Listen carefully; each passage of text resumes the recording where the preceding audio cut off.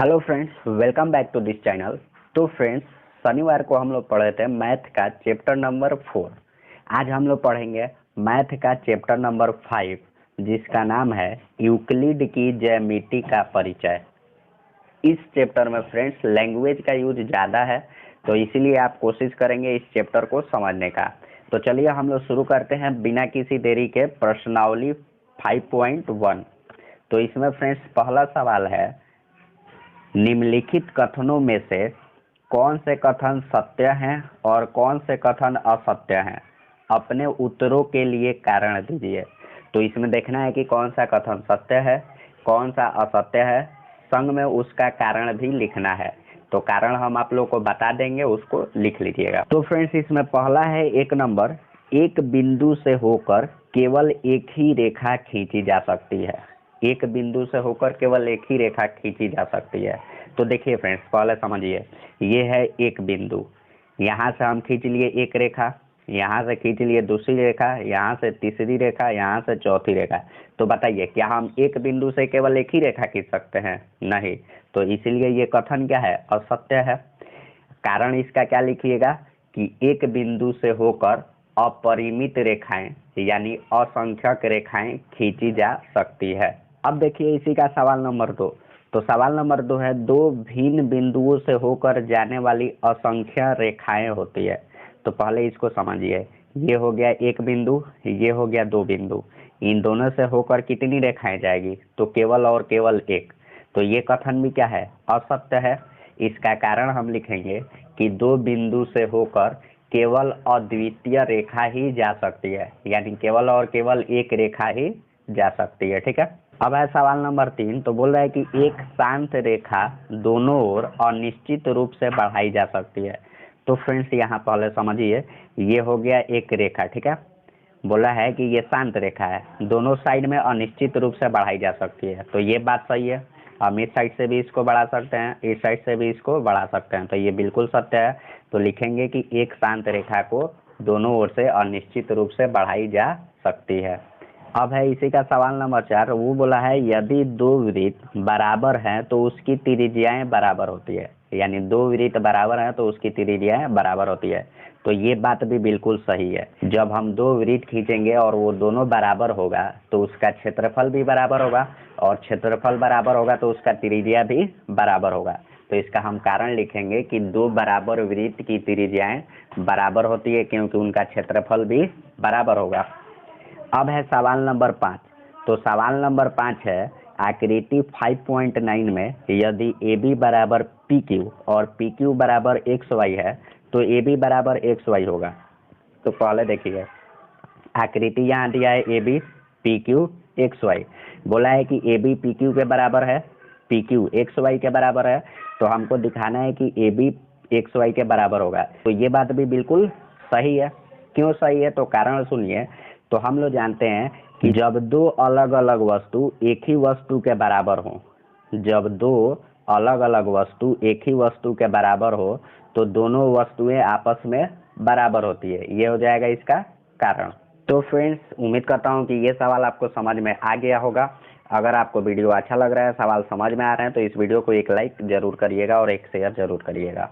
चलिए देखते हैं सवाल नंबर 2। तो सवाल नंबर 2 है, निम्नलिखित पदों में से प्रत्येक की परिभाषा दीजिए। क्या इनके लिए कुछ ऐसे पद हैं जिन्हें परिभाषित करने की आवश्यकता है? वे क्या हैं और आप इन्हें कैसे परिभाषित कर पाएंगे?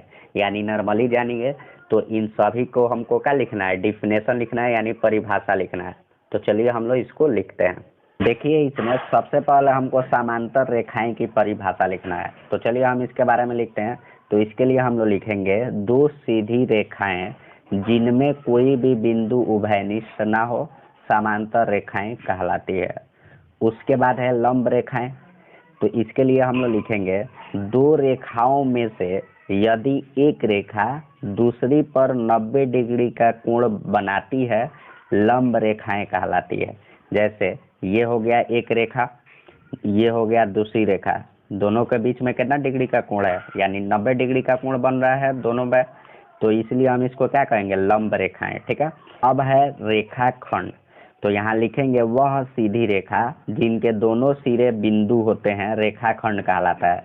यानी कहने का मतलब वैसा रेखा जिसके दोनों एंडिंग पॉइंट भी हो और स्टार्टिंग पॉइंट भी हो। जैसे ये हो गया कोई रेखा, इसका एंडिंग पॉइंट ये है और स्टार्टिंग पॉइंट ये है, तो इसको हम लोग क्या कहेंगे, रेखाखंड।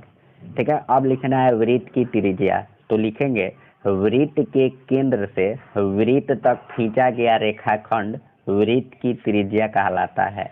यानी कहने का मतलब देखिए कि ये हो गया वृत्त, ठीक है, इसका केंद्र हो गया, यहाँ से कोई हम रेखाखंड खींचते हैं जो वृत्त पर टच करता है, तो इसलिए हम इसको क्या कहते हैं, त्रिज्या।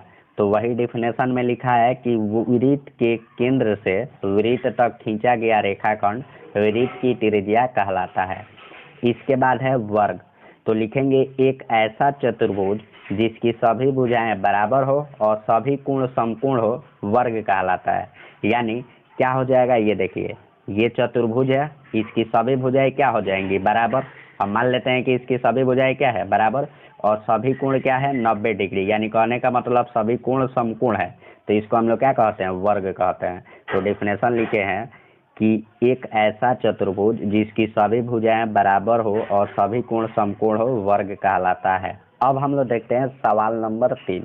तो सवाल नंबर 3 है, नीचे दी हुई दो अभिधारणाओं पर विचार कीजिए। ठीक है, पहला है दो भिन्न बिंदु ए और बी दिए रहने पर एक तीसरा बिंदु सी ऐसा विद्यमान है जो ए और बी के बीच स्थित होता है। ये पहला अभिधारणा है। दूसरा अवधारणा है, यहाँ कम से कम ऐसे 3 बिंदु विद्यमान हैं कि वे एक रेखा पर स्थित नहीं है। क्या इन अभिधारणाओं में कोई अपरिभाषित शब्द है? क्या ये अभिधारणाएं अविरोधी है? क्या ये यूक्लिड की अभिधारणाओं से प्राप्त होती है? स्पष्ट कीजिए। यानी इतने सवालों का हमको जवाब देना है। तो देखिए यहाँ पे सबसे पहले हम लोग लिखेंगे क्या इन अभिधारणाओं में कोई अपरिभाषित शब्द है। तो इसके लिए हम लिखेंगे कि अभिधारणा 1 में ए और बी के बीच पूर्णतः परिभाषित नहीं है। ठीक है, दूसरा सवाल है क्या ये अभिधारणाएं अविरोधी है। तो इसका आंसर लिखेंगे ये अभिधारणाएं अविरोधी है। तीसरा सवाल है क्या ये यूक्लिड की अभिधारणाओं से प्राप्त होती है। तो इसका आंसर है ये यूक्लिड की अभिधारणाओं से प्राप्त नहीं होती है। ये निम्नलिखित अभिगृहीतों पर आधारित है, जिसमें पहला अभिगृहीत है, माना ए बी एक रेखाखंड है, ए और बी के बीच असंख्य बिंदु विद्यमान है, इनमें से किसी भी बिंदु सी को चुनने पर वह ए और बी के बीच स्थित होगा। यानी इसका कहने का मतलब है कि यदि हम कोई रेखा ले ले जिसका एक सिरा ए दूसरा सिरा बी हो और इसके बीच में बहुत सारी बिंदु होती है, तो इसमें से हो सकता है कि कोई बिंदु सी हो। कहने का मतलब इसका यही है। दूसरा है यदि केवल 2 बिंदु हो तो उन्हें हमेशा एक रेखा से जोड़ा जा सकता है, इसीलिए कम से कम 3 बिंदु होने चाहिए जो संरेख अर्थात एक रेखा पर स्थित ना हो। ठीक है, तो ये पूरा का पूरा लैंग्वेज लिखना पड़ेगा इस सवाल के लिए। अब हम लोग देखते हैं सवाल नंबर 4। तो सवाल नंबर 4 है, यदि 2 बिंदुओं ए और बी के बीच एक बिंदु सी ऐसा स्थित है कि AC बराबर BC है, तो सिद्ध कीजिए AC बराबर हाफ AB है। एक आकृति खींचकर इसे स्पष्ट कीजिए। तो चलिए हम लोग इसको सॉल्व करते हैं। तो फ्रेंड्स सबसे पहले हम क्या करेंगे, तो एक रेखाखंड खींचेंगे जिसका एक सिरा A दूसरा सिरा B है। अब बोला है कि इसके बीच एक बिंदु C ऐसा स्थित है कि AC बराबर BC, तो इसके बीच में हम कोई बिंदु मान लेते हैं, ये वाला बिंदु, और इसको मान लेते हैं C। तो सवाल के हिसाब से बोला है कि AC BC के बराबर है, तो हम लिखेंगे AC बराबर BC और बगल में लिखेंगे दिया है, क्योंकि ये सवाल में दिया है। अब हम लोग देखिए क्या लिख सकते हैं। तो अगर हम AC को 2 बार लिख दें, जब देखिए यहाँ पे AC बराबर BC है, तो हम कह सकते हैं कि जो C है वो मध्य बिंदु है। तो हम अगर लिखें AC को 2 बार लिखें AC प्लस AC, तो ये किसके बराबर हो जाएगा, पूरा के बराबर। यानी लिख सकते हैं AC प्लस BC के बराबर, लिख सकते हैं ना। देखिए यहाँ पे जब सी मध्य बिंदु हो जाएगा तभी ना AC बराबर BC होगा, और ये पहले से ही सवाल में दिया है। तो हम क्या किए, AC को 2 बार लिख लिए, यानी AC प्लस AC, ये बराबर हो जाएगा AC प्लस BC के। अब हम लोग क्या लिख सकते हैं, तो एक AC मिलके कितना AC, 2 AC बराबर AC प्लस BC मिलके क्या हो जाएगा, तो AC प्लस BC मिलके क्या हो जाएगा, AB। तो लिखेंगे 2AC बराबर AB। जब 2 इधर गुना में है, इधर आएगा तो भाग में, तो इसीलिए AC बराबर क्या हो जाएगा, हाफ AB। और यही हमको यहाँ सिद्ध करना था। देखिए AC बराबर हाफ AB, तो ये सिद्ध हो गया, लिखेंगे यहाँ पे प्रूफ, और ये हो जाएगा पूरा हमारा आंसर। अब हम लोग देखते हैं सवाल नंबर 5। तो सवाल नंबर 5 है, प्रश्न 4 में C रेखाखंड AB का एक मध्य बिंदु कहलाता है। सिद्ध कीजिए कि एक रेखाखंड का एक और केवल एक ही मध्य बिंदु होता है। तो चलिए हम इसको सिद्ध करते हैं। तो इसको सिद्ध करने के लिए फ्रेंड्स हमको लैंग्वेज का यूज करना पड़ेगा। तो सबसे पहले हम लिखेंगे, माना कि C और D रेखाखंड AB के 2 मध्य बिंदु है। यहाँ बोला है कि प्रश्न 4 में C रेखाखंड AB का एक मध्य बिंदु कहलाता है। तो और सिद्ध करना है कि एक रेखाखंड के केवल और केवल एक ही मध्य बिंदु होता है। तो हम क्या करेंगे, पहले 2 मध्य बिंदु मान लेंगे। तो इसलिए हम यहाँ लिखे हैं कि माना कि C और D रेखाखंड AB के 2 मध्य बिंदु हैं। ठीक है। अब प्रश्न 4 के अनुसार, प्रश्न 4 में हम सिद्ध किए थे AC बराबर हाफ AB, सिद्ध किए थे ना। ठीक उसी तरह जब अगर 2 मध्य बिंदु रहेगा, C और D रहेगा, तो हम C के लिए तो लिखेंगे AC बराबर हाफ AB। ठीक उसी तरह D के लिए लिखेंगे AD बराबर हाफ AB। ठीक है। तो यहाँ देखिए AC बराबर हाफ AB और है AD बराबर हाफ AB, तो इन दोनों का राइट साइड आपस में बराबर है, तो इसीलिए लेफ्ट साइड बराबर हो जाएगा। तो यहाँ पे हम लिख लिए AC बराबर AD। AC बराबर AD लिखने के बाद हम क्या करेंगे, लिखेंगे यहाँ पे, परंतु यह तभी संभव है जब C और D समपाती हो। समपाती कहने का मतलब क्या है कि एक ही लाइन पे हो। ठीक है। उसके बाद लिखेंगे, अतः C एक अद्वितीय मध्य बिंदु है, और इतना लिख के हम लोग क्या कर देंगे, प्रूव लिख देंगे, यानी सिद्ध हुआ। तो ये हो जाएगा हमारा पूरा आंसर। अब हम लोग देखते हैं सवाल नंबर 6। तो सवाल नंबर 6 है, आकृति 5.10 में यदि AC बराबर BD है तो सिद्ध कीजिए कि AB बराबर CD है।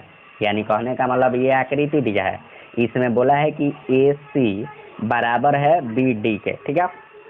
तो हमको सिद्ध करना है कि AB बराबर CD। तो चलिए हम इसको सिद्ध करते हैं। तो सबसे पहले हम लोग लिखेंगे जो दिया गया है, तो दिया गया है AC बराबर BD। क्या दिया गया है, AC बराबर BD, और यहाँ बगल में लिखेंगे कि दिया है, क्योंकि ये तो मान दिया गया है। ठीक है। तो इसलिए हम बगल में लिख लिए दिया है। अब देखिए यहाँ पे यदि हम AC में से BC घटा दें, AC में से BC घटा दें, तो हम यहाँ लिख सकते हैं AC माइनस BC। उसी तरह BD में से भी BC घटा दें, तो ये दोनों आपस में क्या हो जाएगा, बराबर। तो हम यहाँ लिखते हैं BD माइनस BC। दोनों में से हम क्या कर दिए, BC को घटा दिए, तो इसीलिए दोनों आपस में क्या हो गया, बराबर। अब जब AC में से हम BC घटाएंगे तो क्या हो जाएगा, AB बराबर BD में से BC घटाएंगे तो क्या हो जाएगा, CD। तो यही दोनों तो हमको सिद्ध करना था, तो ये हो जाएगा प्रूव्ड, और ये पूरा का पूरा हो जाएगा हमारा आंसर। अब हम लोग देखते हैं सवाल नंबर 7। तो सवाल नंबर 7 है, यूक्लिड की अभिगृहितों की सूची में दिया हुआ अभिगृहित 5 एक सर्वव्यापी सत्य क्यों माना जाता है। उसके बाद ब्रैकेट में दिया है कि ध्यान दीजिए कि यह प्रश्न 5वीं अभिधारणा से संबंधित नहीं है। तो फ्रेंड्स इसके लिए हम लोग क्या लिखेंगे, तो चलिए हम लोग लिखते हैं। तो हम लिखेंगे अभिगृहित 5, ये क्या है, पूर्ण अपने भाग से बड़ा होता है। ठीक है। यानी अभिगृहित 5 में कहा गया है कि पूर्ण अपने भाग से बड़ा होता है। उसके बाद हम लोग लिखेंगे यह एक सार्वभौमिक सत्य है, क्योंकि इस भाग जो पूरे भाग का अंश है परिमाण में पूरे से अधिक कभी नहीं हो सकता है। इस बात को आपको लिख लेना है और याद कर लेना है, और यही हो जाएगा हमारा आंसर। ठीक है। तो फ्रेंड्स ये था हमारा आज का सभी सवाल और इसी के साथ हम लोग ख़त्म कर चुके हैं एक्सरसाइज 5.1। उम्मीद करता हूँ फ्रेंड्स कि आपको ये सभी सवाल पूरे अच्छे से समझ में आए होंगे और वीडियो आपको अच्छा लगा होगा। तो फ्रेंड्स यदि वीडियो अच्छा लगा है तो इस वीडियो को एक लाइक और एक शेयर ज़रूर करिए और अभी तक इस चैनल को सब्सक्राइब नहीं किए हैं तो इस चैनल को सब्सक्राइब कर लीजिए। तब तक हम लोग मिलते हैं अगले क्लास में।